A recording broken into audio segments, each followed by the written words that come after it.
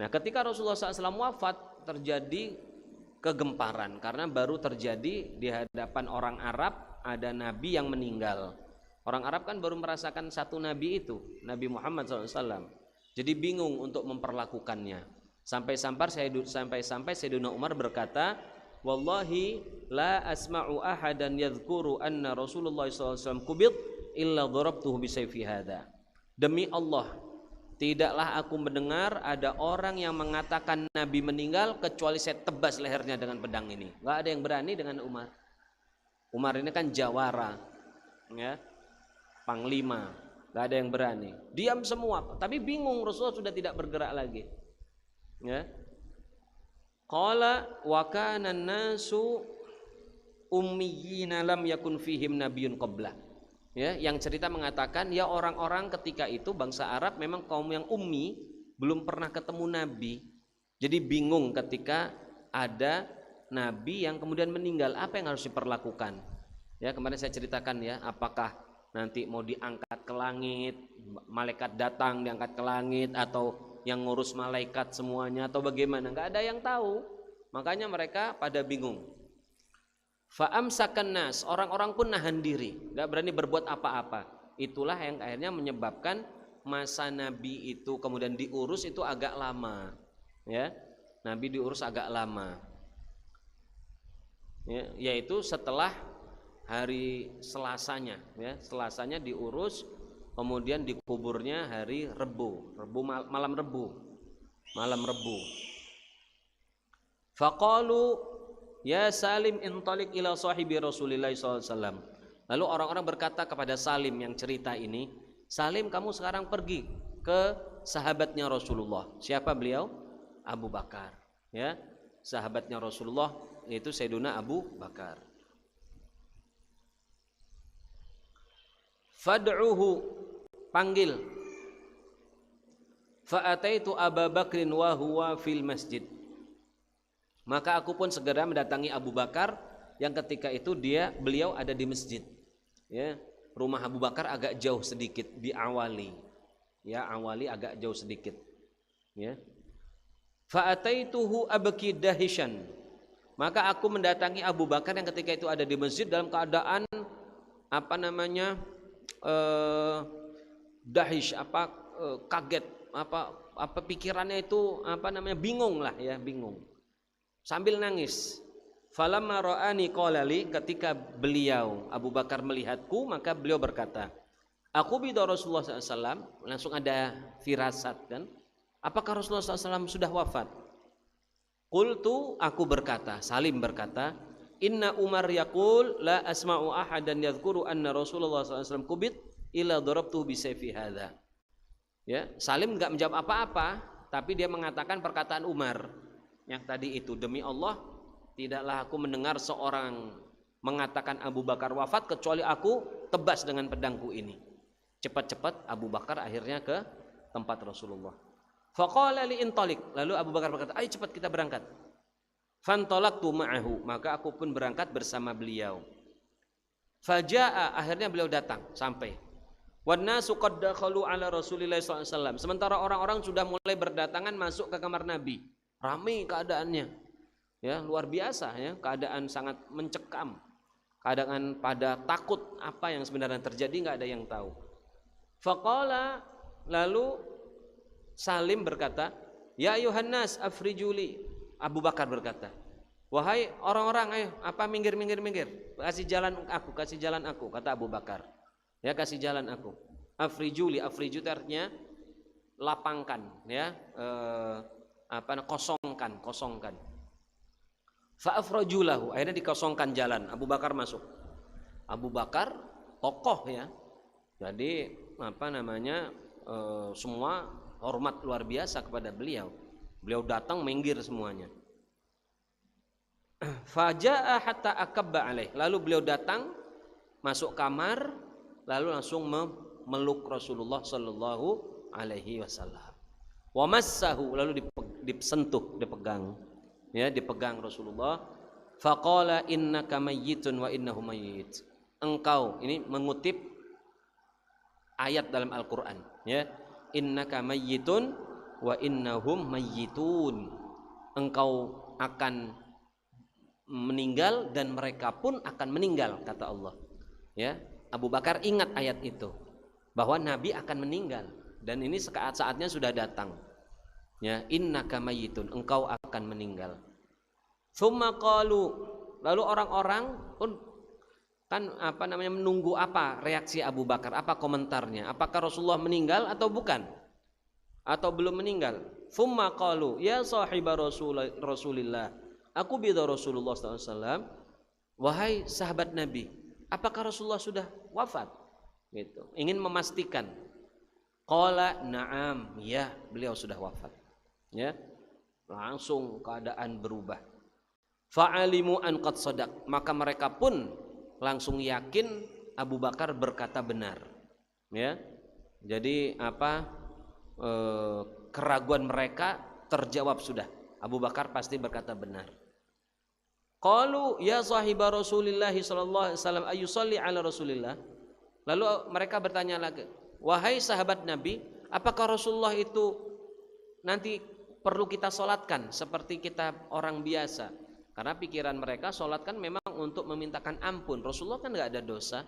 Apa perlu lagi disolatkan? Orang yang mati syahid saja tidak perlu disolatkan kan?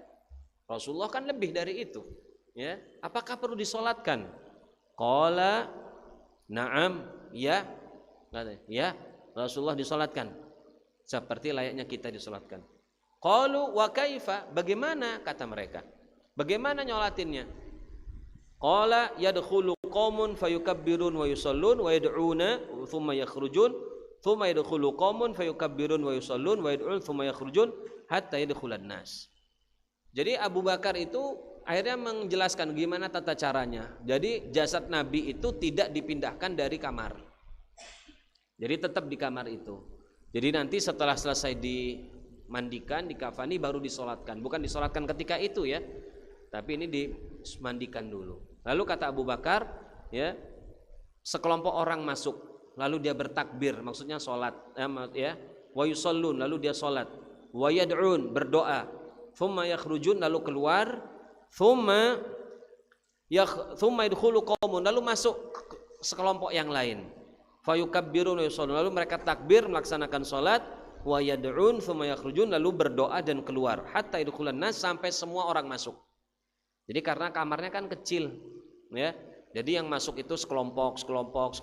Nah, begitu caranya juga kalau di tempat kita, ya, jamaahnya banyak, orang datang terus nggak berhenti, nggak bisa dikumpulkan jadi satu sholatnya ganti-gantian, ya, sholatnya berganti-gantian, begitu.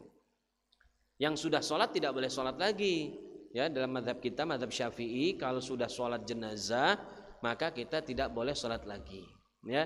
Mungkin ada yang tanya juga, Habib, boleh nggak kita mensolatkan jenazahnya Rasulullah? Ya, Rasulullah kan sudah wafat, kita sekarang pengen ikut sholat jenazah. Loh, sholat apa? Sholat gaib, ya kan? Boleh nggak kita sholat gaib terhadap jenazah Rasulullah? Atau kita pas datang umroh, ya, atau datang haji, ya, mudah-mudahan kita bisa umroh dan haji, amin. Kalau kita pas haji atau umroh, kita bisa nggak mensolati Rasulullah? Nggak bisa. Kenapa? Karena seseorang dibolehkan mensolati jenazah itu khusus untuk jenazah yang ketika wafat kita sudah dalam keadaan baligh, berakal, dalam keadaan mukallaf. Mukallaf itu baligh dan berakal. Jadi Nabi ketika beliau wafat kan kita belum balik berakal, bapak kita aja belum ada, ya, gitu. Jadi misalnya nih kalian di sini, misalnya di sini ada Kiai Palembang, Kiai Marogan misalnya. Boleh nggak kita datang ke ziarah sana, terus sebelum kita itu kita sholat dulu, sholat jenazah. Saya kan belum sholat jenazah, boleh nggak?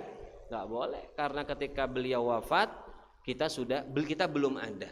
Ya, jadi boleh itu kalau kitanya itu dalam status balik dan berakal dan belum sempat dulu, begitu. Ya, paham ya? Kemudian qalu ya sahiba Rasulillah SAW ayudfanu Rasulullah. Lalu tanya lagi, wahai sahabat Nabi, apakah Rasulullah itu perlu dikuburkan? Pikiran mereka, ini kan Nabi, mungkin saja nanti beliau jasadnya dibawa ke langit atau toto hilang, ya, dibawa malaikat atau bagaimana, ya. Kata Abu Bakar, qala na'am. Ya. Abu Bakar berkata, ya. Qalu aina? Kalau dimakamkan di mana? Ya, kalau mau dimakamkan di mana? Kata Abu Bakar, qala fil makanil ladzi qabadallahu fihi ruhahu. Di tempat di mana Allah mengambil ruhnya, yaitu di tempat tidur beliau itulah. Ya. Fa innallaha lam yaqbid ruhahu illa fi makanin thayyib. Karena Allah tidak akan mengambil ruh beliau kecuali di tempat yang baik. Ya, makanya ya seluruh nabi juga begitu. Nanti di sini kan disebutkan ya. Seluruh nabi seperti itu. Nabi sejak dulu dimakamkan di mana beliau wafat. Para anbiya begitu. Ya, karena apa? Itu bagian dari isyarat di mana tempat yang terbaik bagi para anbiya itu. Termasuk Rasulullah sallallahu alaihi wasallam. Nah, karena itulah pula tempat di mana makam Rasulullah sallallahu alaihi wasallam menurut umumnya ulama merupakan tempat yang paling terbaik di muka bumi ini. Jadi tempat makamnya Nabi itu adalah tempat yang paling mulia di atas permukaan bumi ini. Bahkan lebih mulia dari tempat berdirinya Ka'bah. Lebih mulia dari tempat berdirinya Ka'bah. Kok bisa begitu sih? Ka'bah kan semua orang sholat ke sana, orang pada orang ke sana. Yang pertanyaannya, mana mulia, mana lebih mulia, Ka'bah atau Rasulullah? Rasulullah sallallahu alaihi wasallam. Ya, Rasulullah sallallahu alaihi wasallam. Maka dikatakanlah bahwa tempat di mana Rasulullah sallallahu alaihi wasallam wafat itu adalah tempat yang terbaik. Ya. Memang kalau dilihat dari secara keseluruhan membandingkan Mekah dan Madinah, para ulama itu lebih cenderung Mekah lebih afdol. Ya, para ulama lebih cenderung Mekah secara sebagai sebuah wilayah itu lebih afdal dari Madinah. Tapi secara spesifik tempat, maka makam Nabi lebih utama daripada semua tempat lain di muka bumi ini. Ya. Fa'alimu an qad sadaq, maka para sahabat pun tahu kalau Abu Bakar ini berkata jujur, berkata benar. Thumma amarahum an yughassilahu banu abihi. Lalu Abu Bakar memerintahkan mereka para sahabat agar menyuruh anak-anak dari ayah, anak-anak ayah, maksudnya keluarga ayahnya Nabi untuk memandikan beliau. Ya, untuk memandikan beliau. Nah, begitu juga kita hadirin, kita semua kalau meninggal yang memandikan kita itu adalah keluarga ayah. Karena mereka istilahnya asobah. Asobah itu keluarga yang senasab. Keluarga ayah kan keluarga nasab. Kalau ibu ya keluarga rahim. Keluarga rahim itu keluarga dekat tapi bukan nasab. Ya, arham istilahnya, zawil arham kalau dalam bahasa Arab. Jadi yang memandikan kita itu yang keluarga dari ayah. Dan yang memandikan laki-laki harus laki-laki. Kalau perempuan memandikannya ya keluarga ayah yang perempuan. Gitu, ya. Kalau laki-laki yang memandikannya laki-laki, perempuan yang memandikannya perempuan. Kalau abu-abu yang memandikannya ada enggak abu-abu? Kalau abu-abu dia itu adalah orang yang memang status kelaminnya belum jelas. Ya, status kelaminnya belum jelas, nah itu beda masalah, ya.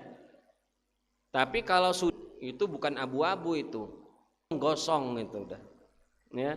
Salah kan merubah jenis kelamin itu salah.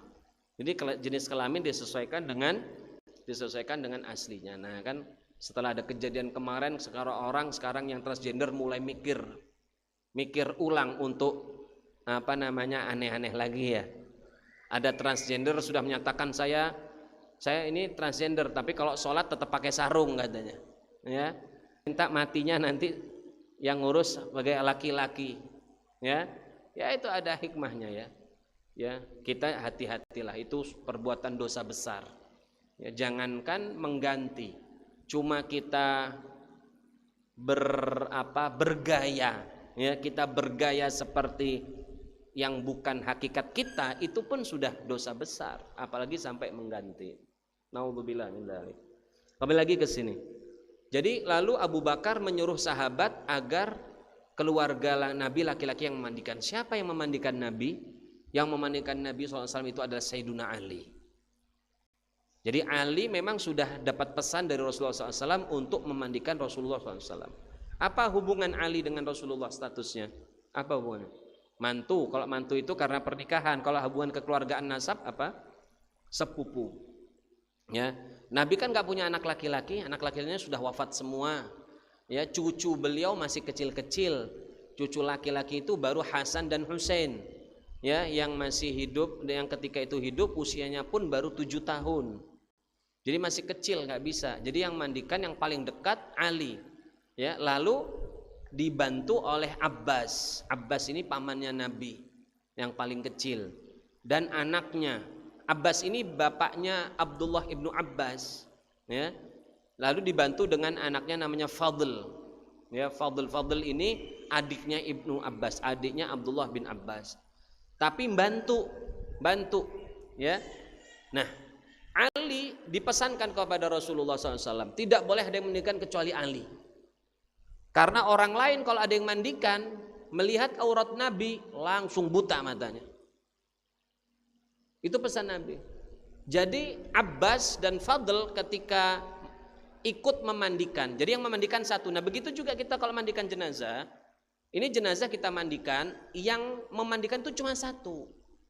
Sisanya itu cuma bantuin nuangin air. Makanya kalau kita mandikan jenazah itu nggak boleh kayak kita ngelihat pameran.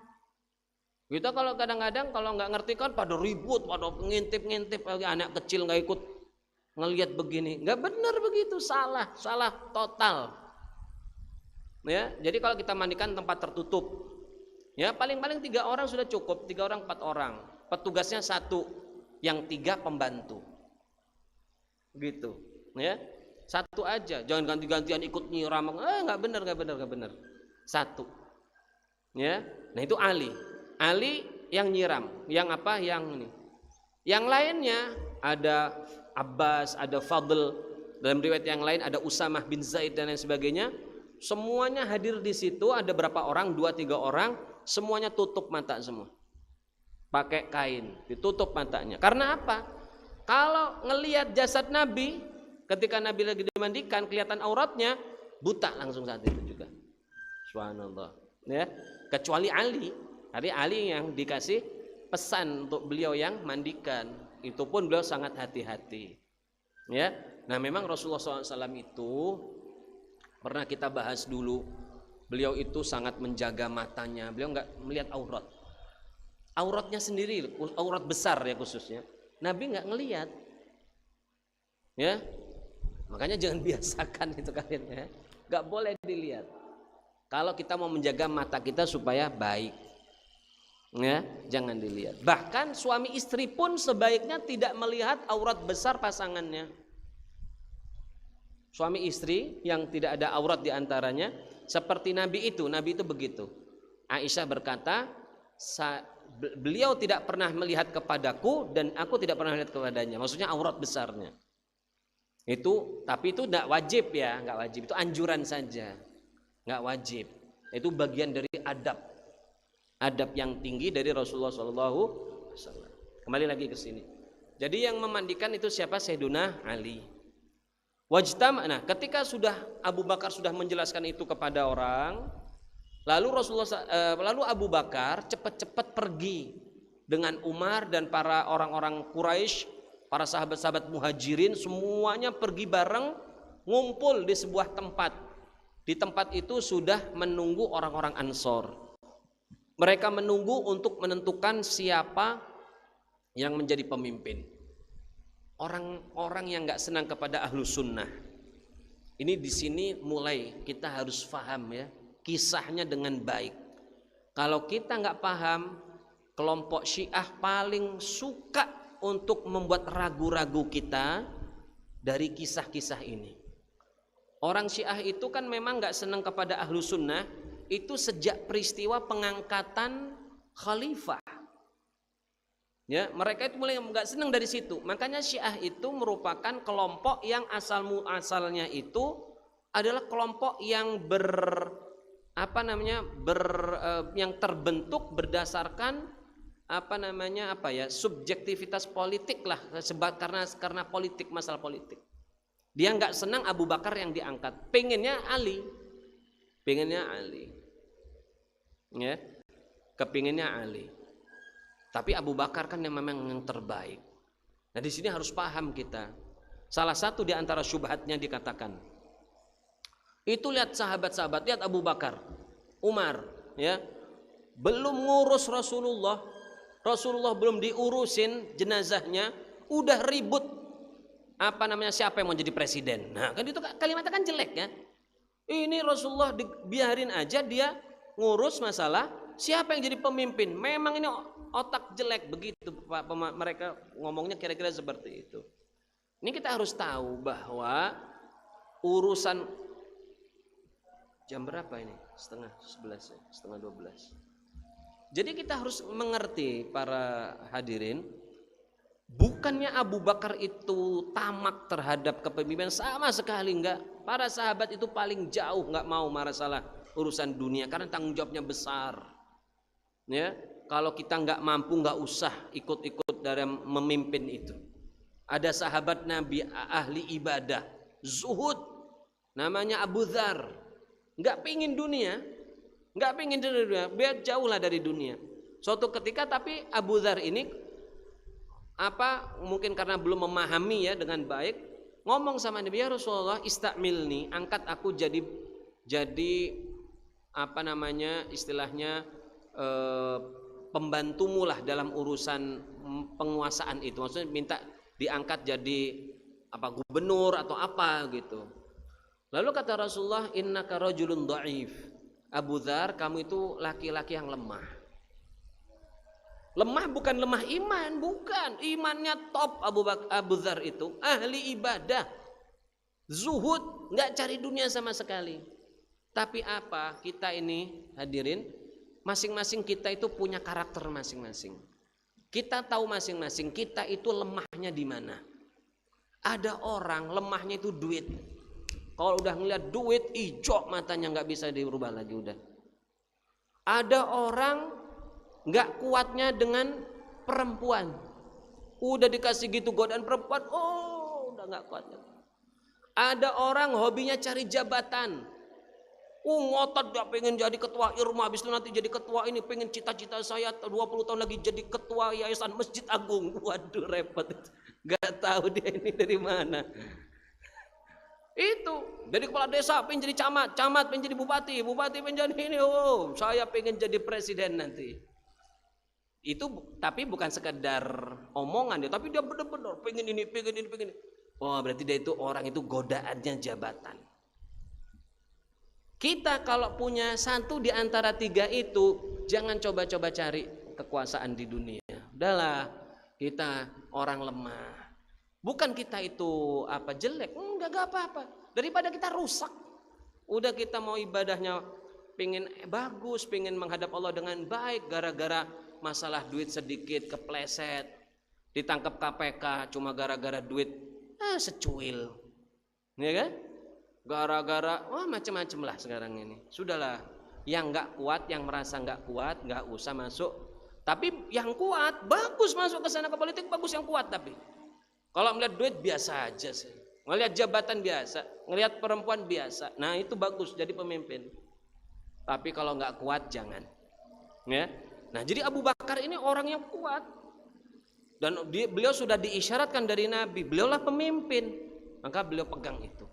Nah kan itu yang pertama. Jadi kembali, masalah kepemimpinan ini penting. Masalah kepemimpinan ini penting. Kalau kepemimpinan tidak segera ditetapkan, akan terjadi kekacauan di negeri kita, di sebuah negeri.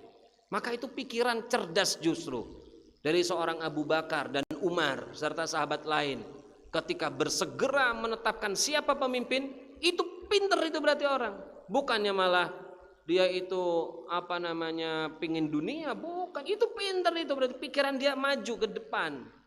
Nah orang Syiah itu sering itu ngomong gitu ya. Syiah itu teman-teman, dia itu suka membuat kita itu ragu.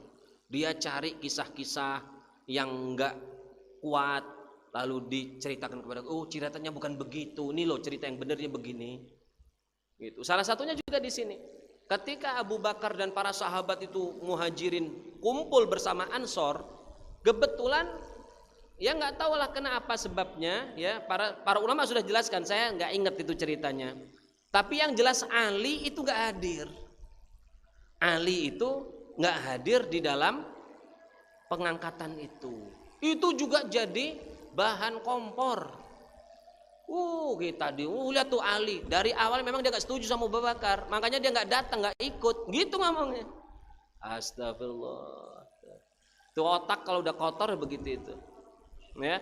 Nah kita intinya apapun yang berkaitan dengan sahabat, kita harus selalu memajukan atau mengedepankan husnudzon kepada sesama muslim aja. Kita husnudzon, apalagi sahabat yang sudah dijamin oleh Allah dan Rasulnya ya. Itu harus kita tanamkan itu sekarang, karena itu yang namanya Syiah itu kuat itu dalam masalah itu ya. Nah kembali ke sini, wajtama'al muhajiruna yatasyawarun, orang-orang muhajirun pun kemudian akhirnya berkumpul bermusyawarah. Kumpul orang-orang muhajirin dulu ya dari Mekah, lalu setelah itu faqalu, mereka berkata, intalik bina ila ikhwanina minal ansor, ayo kita sekarang saatnya ketemu dengan saudara-saudara kita dari Ansor. Kaum Ansor sudah nunggu di sebuah tempat, di komplek lah ya, di tempat pemukiman suku Sa'idah ya, Saqifah Bani Sa'idah. Di situ ada tempat. Sampai sekarang tempatnya masih diabadikan. Kalau kita ngadep kiblat ya, misalnya ini Masjid Nabawi ya, ini kiblatnya di sini. Itu Saqifah itu di sini nih, di pojok kiri belah sini. Ya agak sama lah begitu gini. Di luar pagarnya ini persis di sini. Pagar di sini, dia di samping luar pagar. Samping luar pagar itu namanya Saqifah Bani Sa'idah. Sekarang ada pohon-pohon kurma, kebun gitu di situ. Intalik bina ila ikhwanina minal ansar. Ya, ayo kita pergi ke saudara-saudara kita dari Ansor. Nudkhiluhum ma'ana fi hadzal amr. Kita ikutkan mereka bermusyawarah dengan kita untuk masalah ini, masalah siapa yang menjadi pemimpin. Faqalatil ansar, maka orang Ansor berkata, salah seorang juru bicaranya berkata ya, yang bernama Hubab bin Munzir, minna amirun wa minkum amir. Kata mereka, gini saja nih, kita titik temunya ya, kita punya ada perwakilan pemimpin dari kami, ada perwakilan pemimpin dari kalian wahai muhajirin. Alasannya apa? Karena satu, itu kan Nabi di Madinah. Madinah kan kuasanya orang Ansor ya. Tapi kalian muhajirin memang orang-orang terhormat, jadi kalian juga punya pemimpin. Jadi kita sama-sama punya pemimpin. Lalu itu ditolak. Kenapa ditolak? Karena itulah dulu sebelum datang Islam, orang-orang Madinah. Orang Madinah itu kan ada dua suku utama, Aus dan Khazraj ya. Aus dan Khazraj itu dulu sering perang terus, ribut aja nggak pernah selesai, padahal sama-sama bangsa Arab, sama-sama dari satu keluarga lah. Ternyata apa? Dulu mereka itu terpecah karena masing-masing mengajukan pimpinannya. Jadi ribut di satu daerah, kalau ada dua pemimpin kan nggak pernah cocok ya. Kalau bahasa kita, tidak mungkin satu hutan itu ada dua singa ya. Dua ekor singa tidak mungkin hidup dalam satu hutan, karena akan ribut terus ya. Akhirnya Abu Bakar dan kaum muhajirin menolak, nggak bisa. Faqala Umar ibn Khattab, maka Umar berkata ya, dipotong, nggak dipatahkan argumen mereka. Oh nggak bisa kita tuh dua pemimpin, nggak. Langsung menyebutkan tentang keutamaan Abu Bakar, yang secara otomatis akan melemahkan argumen orang-orang Ansor. Lalu Umar berkata, man lahu mithlu hadhihi tsalatsa. Ya. Siapa yang punya tiga kelebihan ini? Ya, siapa yang punya tiga kelebihan ini? dibandingkan Abu Bakar maksudnya. Kelebihan yang diabadikan dalam Quran. Tsaniyasnaini.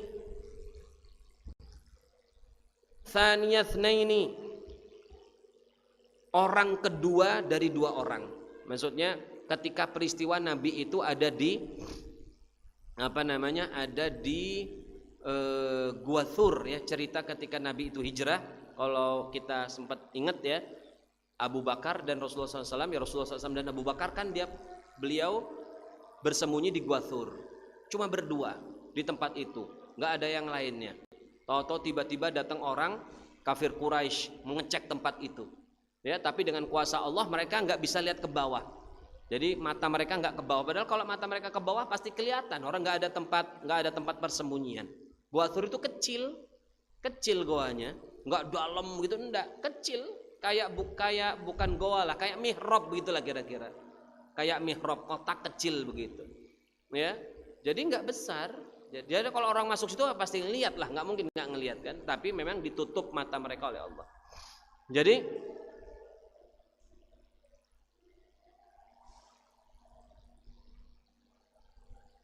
yang pertama tadi itu Abu Bakar itu adalah teman satu-satunya, bahasa lainnya gitulah, tsaniyatnai, orang kedua dari dua orang. Maksudnya beliaulah teman satu-satunya Rasulullah dalam keadaan sangat terdesak. Kenapa dalam keadaan yang sangat mengerikan? Rasulullah kan ketika itu dicari untuk dibunuh. Sudah pokoknya udah keputusan akhir, Rasulullah SAW akan dibunuh.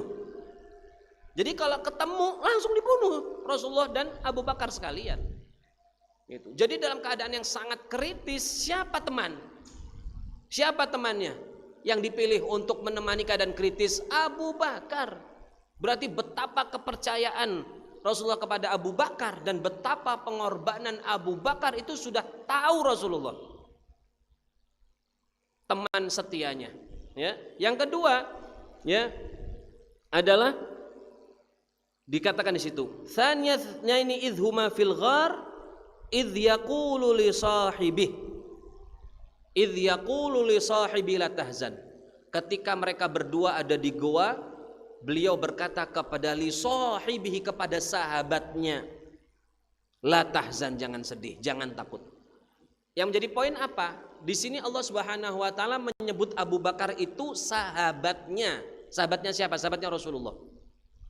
Jadi Abu Bakar ini satu-satunya sahabat Nabi yang dinyatakan secara tegas oleh Allah sebagai sahabat Nabi. Yang lain nggak ada. Lain dalam Al-Quran nama para sahabat juga cuma sebut satu kan, Zaid bin Harithah. Kalau Abu Bakar memang namanya nggak disebut, tapi disebut gelarnya. Dia ini sahibnya Rasulullah. Dan itu keutamaan besar. Makanya para ulama Ahlussunnah mengatakan kalau ada orang mengatakan Abu Bakar itu bukan sahabat Nabi, murtad dari Islam. Karena apa? Allah sendiri yang menyatakan Abu Bakar itu sahabatnya Rasulullah. Sementara sahabat yang lain nggak ada. Sahabat Nabi ketika beliau hidup kan ratusan ribu, mungkin lebih dari 1 juta. Karena yang ikut haji saja dan dalam catatan sejarah riwayat kisah Nabi haji, yang ikut haji itu di antara sahabat ada 100.000 lebih. Yang ikut haji doang sama Nabi 100.000. Yang di Madinah yang masih nggak ikut ada, yang di wilayah-wilayah yang lain ada, ya, yang ikut Nabi 100.000. Jadi ketika Rasulullah SAW hidup itu sahabat Nabi itu udah ratusan ribu, mungkin lebih dari 1 juta mungkin. Tapi di antara sekian banyak orang yang disebut sahabat Nabi cuma Sayyiduna Abu Bakar. Itu nggak ada kelebihan yang lain. Yang ketiga dikatakan dalam ayat itu, idz qala li sahibihi la tahzan. Ingatlah ketika Nabi berkata kepada sahabatnya yaitu Sayyiduna Abu Bakar, la tahzan, jangan kamu sedih. Innallaha ma'ana. Sesungguhnya Allah bersama kita. Jadi Abu Bakar itu dimasukkan dalam kebersamaan dengan Allah. Itu kelebihan sendiri. Allah Subhanahu wa. Jadi Rasulullah mengatakan bersama kita. Bersama kita itu maksudnya Rasulullah dan Abu Bakar. Ketika Abu Bakar digabungkan di dalam satu kelompok begitu bersama kita, bersama saya, ya, kata Nabi, itu kelebihan khusus juga. Makanya kata Umar, siapa di antara kita yang punya 3 kelebihan yang disebutkan tegas dalam Al-Quran dalam kisah tadi? Siapa kalian yang di sini punya 3 kelebihan itu selain Abu Bakar? Nggak ada. Diam semua dan langsung Umar di sini dalam hadis itu dikatakan, manhuma, siapa? Siapa orangnya itu, kata Umar. Siapa yang disebut berdua itu dalam ayat? Kalau nggak ada yang jawab, karena memang nggak bisa jawab karena Abu Bakar. Lalu kata Umar, lalu dikatakan yang cerita, thumma basata yadahu fabayah. Lalu Umar pun langsung ngambil tangan Abu Bakar, lalu berbaiat.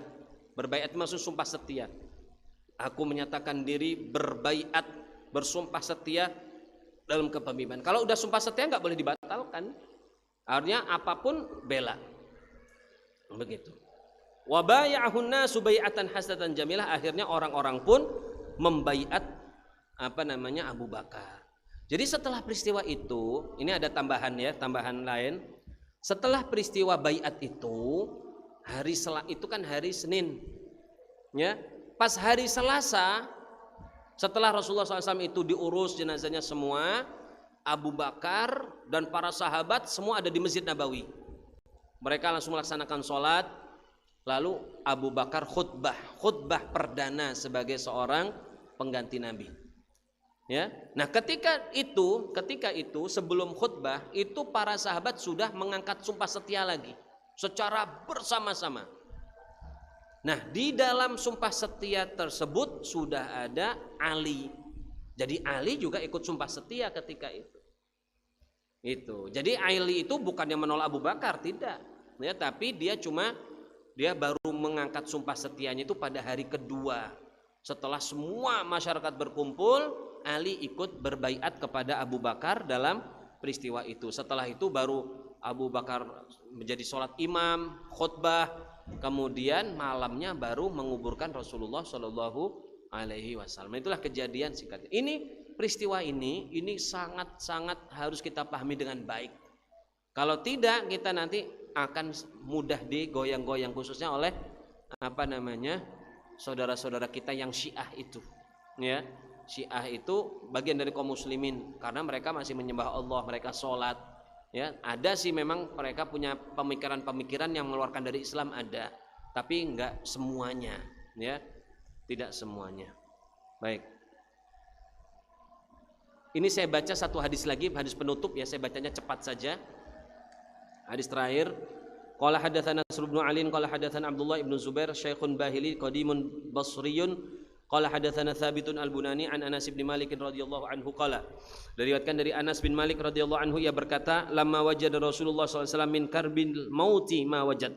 Ketika Rasulullah SAW merasakan ya karb itu beban yang berat, ya, kesusahan yang berat ketika beliau mau meninggal. Jadi sakaratnya Rasulullah SAW itu berat, kan pernah kita ceritakan dulu. Tapi beratnya itu tidak menunjukkan bahwa berarti beliau tidak bagus meninggal, tidak. Ya, beda. Rasulullah itu dikasih beban berat begitu seperti zahirnya saja. Tapi batinnya tenang, beliau imannya bagus kok, ya, sahabat. Tapi ditampakkan supaya apa? Kata para ulama, supaya beliau itu mendapatkan kemuliaan seperti orang mati syahid juga. Jadi dibuat wafatnya itu seperti orang yang berjuang, begitulah kira-kira, ya. Qalat Fatimah, ketika melihat Rasulullah SAW itu dalam keadaan yang susah dalam sakitnya yang ketika beliau wafat itu, Fatimah sampai radhiyallahu anhu, putri beliau, berkata, wah karbah, ya misalnya wah karbah itu, ya Allah sakitnya gitu. Jadi ada ada rasa kasihan, ya, pilu, ya Allah kok sakit banget begini, begitu kira-kira, wah karbah, ya. Dalam riwayat yang lain, wah abatah, ya Allah, ya ayahku kok sampai begini sakitnya, begitu, ya. Jadi sedih Fatimah. Faqala Nabi sallallahu alaihi wasallam, maka Nabi SAW mengatakan, la karba ala abika ba'dal yaum, tidak ada kesusahan lagi setelah hari ini pada ayahmu, karena mau wafat beliau. Sudah sabar, enggak ada kesusahan lagi. Innahu qad hadara min abika ma laysa bitadikin minhu ahadan. Saat ini sedang hadir pada ayahmu sesuatu yang tidak akan hilang dari seorang pun manusia. Maksudnya mau meninggal, semua kita akan merasakan. Ya, al-muwafatu yaumal qiyamah. Nanti kita pertemuan pada hari kiamat. Sekarang wafat saja sudah meninggalkan dunia, nanti pertemuan di akhirat. Kemudian hadatsana Abdul Khattab Ziyad bin Yahya Al-Basri wa Nasr bin Ali qala hadatsana Abdul Rabbih bin Bariq Al-Hanafi qala sami'tu jaddi Aba Ummi Simak bin Al-Walid yuhadditsu annahu sami'a Ibnu Abbas radhiyallahu anhu ta'ala anhuma yuhaddits. Ibnu Abbas radhiyallahu ta'ala berkata, annahu sami'u Rasulullah SAW yaqul, bahwa ia mendengar Rasulullah SAW berkata, man kana lahu faraton min ummati adkhalahu Allahu bihimal jannah. Barang siapa yang punya anak 2 orang yang meninggal dunia, 2 anak itu akan memasukkan bapaknya ke dalam surga. Tuh, kalau kita punya anak 2 meninggal duluan, masuk surga dia. Yang masukin kita surga yang memasukkan orang tuanya ke surga, anaknya itu yang sudah meninggal duluan. Faqalat Aisyah berkata radhiyallahu anha, faman kana lahu faratun min ummatik. Ya Rasulullah, sekarang kalau yang meninggal cuma 1 gimana? Kata Rasulullah, waman kana lahu faratun, yang punya 1 juga bisa. Maksudnya yang penting kalau punya anak duluan wafat, itu adalah tanda-tanda kita lebih mudah masuk ke dalam surga. Tuh, orang yang anaknya meninggal, bergembiralah. Ini ada kabar gembira dari Rasulullah. Anak kita nanti yang akan narik kita ke surga. Ini akan narik kita ke surga. Ya muwaffaqah, wahai perempuan yang muwaffaq. Muwaffaq itu dimudahkan ya, yang yang dimudahkan jalannya dalam kebaikan. Itu pujian untuk Aisyah. Qalat faman lam yakun lahun faratun min ummatik. Ya Rasulullah, kalau misalnya ada orang meninggal tapi anaknya belum ada yang meninggal gimana? Dia punya anak tapi anaknya enggak ada yang meninggal duluan. Fa ana faratun li ummati. Kalau begitu saya yang akan menjadi penolongnya pada hari kiamat. Lan yusabu bimithli. Mereka tidak akan mendapatkan musibah seperti yang aku rasakan sekarang. Jadi ini potongan terakhir ini sebenarnya yang paling penting. Jadi Rasulullah SAW itu menegaskan, musibah yang paling berat itu cuman berhenti pada Rasulullah SAW. Enggak ada lagi, enggak. Jadi beliau sudah menegaskan, tidak ada umatnya ini 1 orang pun yang bakal musibahnya melebihi Nabi, enggak ada. Sesusah-susahnya kita masih susah Nabi. Itu bahasa lainnya begitu. Jadi enggak usah sedih hati. Makanya dulu kalau orang-orang Madinah, ya di zaman-zaman dulu para sahabat, kalau ada yang sakit, ada yang punya masalah berat, ya dikomong, sudah kamu sabar aja. Itu Rasulullah contoh. Rasulullah itu orang yang paling banyak musibahnya. Itu Nabi sendiri menegaskan, nggak ada orang setelah Rasulullah yang akan Allah berikan musibah sebanyak Nabi. Ya, nah itu sesuai dengan derajat beliau. Ya, sesuai dengan derajat beliau. Baiklah, inilah hadis yang terakhir.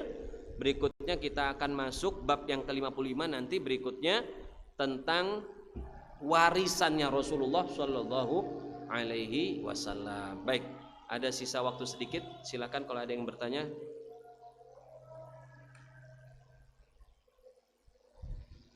Alhamdulillah, terima kasih kepada Al-Mukarram Al-Habib Ahmad Ghazali As-Segaf LCMA yang telah memberikan ceramah agamanya.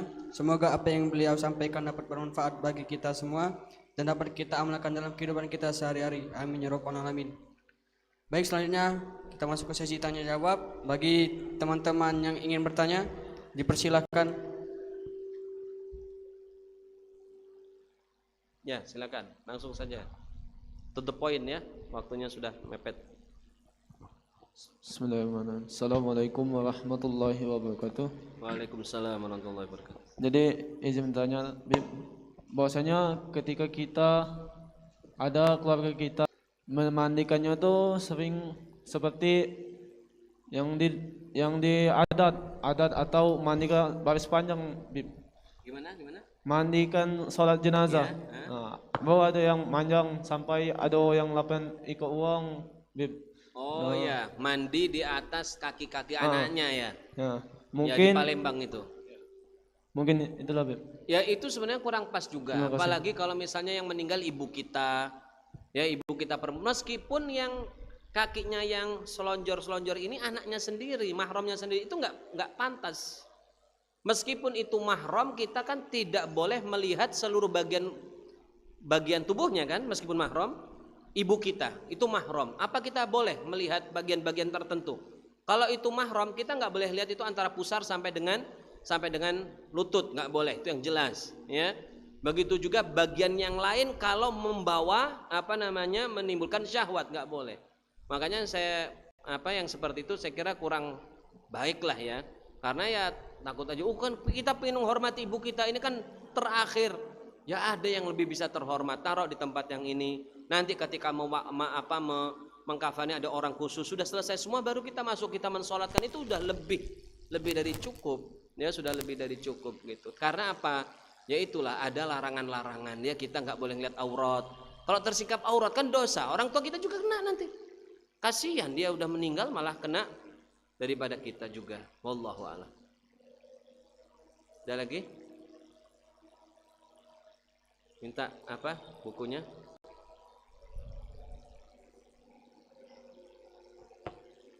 Putri ada tidak pertanyaan?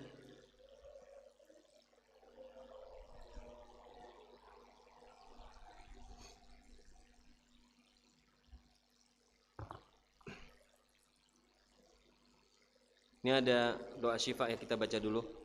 Kita niatkan pada keluarga kita yang sakit ya, atau orang-orang yang kita kenal.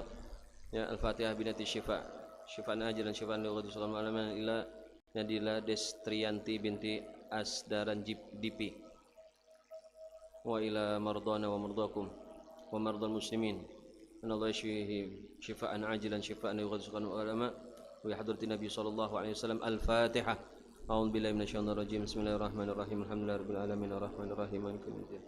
Iyyaka na'budu wa iyyaka nasta'in ihdinas siratal mustaqim siratal ladzina an'amta 'alaihim ghairil maghdubi 'alaihim waladdallin. Bismillahirrahmanirrahim. Alhamdulillahirabbil alamin. Allahumma shalli wa sallim ala sayidina Muhammadin fil awwalin wa shalli wa sallim ala sayidina Muhammadin fil akhirin wa shalli wa sallim ala sayidina Muhammadin fi kulli waqtin wa hin wa shalli wa sallim ala sayidina Muhammadin fil mala'il a'la ila yaumiddin wa shalli wa sallim ala sayidina Muhammadin hatta tarithal ardu wa man 'alayha wa anta khairul warithin.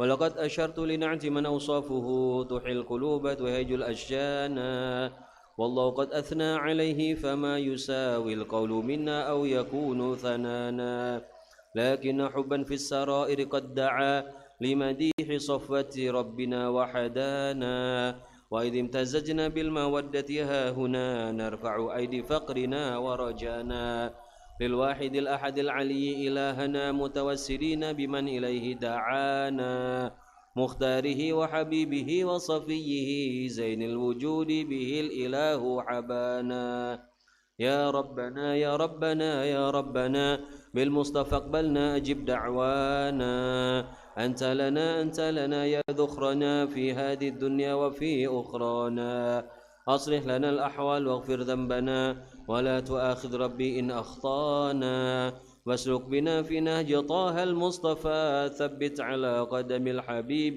خطانا أرنا بفضل منك طلعة أحمد في بهجة عين الرضا ترعانا واربط به في كل حال حبلنا وحبال من ودى ومن والانا والمحسنين ومن أجاب نداءنا وذوي الحقوق وطالبا أوصانا والحاضرين وساعيا في جمعنا ها نحن بين يديك أنت ترانا ولقد رجوناك فحقق سؤلنا واسمع بفضلك يا سامع دعانا وانصر بنا سنة طه في بقاع الأرض واقمع كل من عادانا وانظر إلينا واسقنا كأس الهنا واشفي وعاف عاجلا مرضانا واقض لنا الحاجات واحسن ختمنا عند الممات وأصلحا عقبانا يا رب واجمعنا وأحبابا لنا في دارك الفردوس يا رجوانا يا رب واجمعنا وأحبابا لنا في دارك الفردوس يا رجوانا يا رب واجمعنا وأحبابا لنا في دارك الفردوس يا رجوانا بالمصطفى صل عليه وآله ما حركت ريح الصبا أغصانا سبحان ربك رب العزة عما يصفون والسلام على المرسلين والحمد لله رب العالمين الصلاة والسلام عليك يا سيد المرسلين الصلاة والسلام عليك يا خاتم النبيين الصلاة والسلام عليك يا من أرسله الله رحمة للعالمين ورضي الله تعالى عن أصحاب رسول الله أجمعين بسر الفاتحة أعوذ بالله من الشيطان الرجيم بسم الله الرحمن الرحيم الحمد لله رب العالمين الرحمن الرحيم مالك يوم الدين إياك نعبد وإياك نستعين اهدنا الصراط المستقيم صراط الذين أنعمت عليهم غير المغضوب عليهم ولا الضالين آمين. Demikianlah rekan-rekan sekalian, mudah-mudahan apa yang kita telah pelajari dan kita bahas bermanfaat bagi kita semua.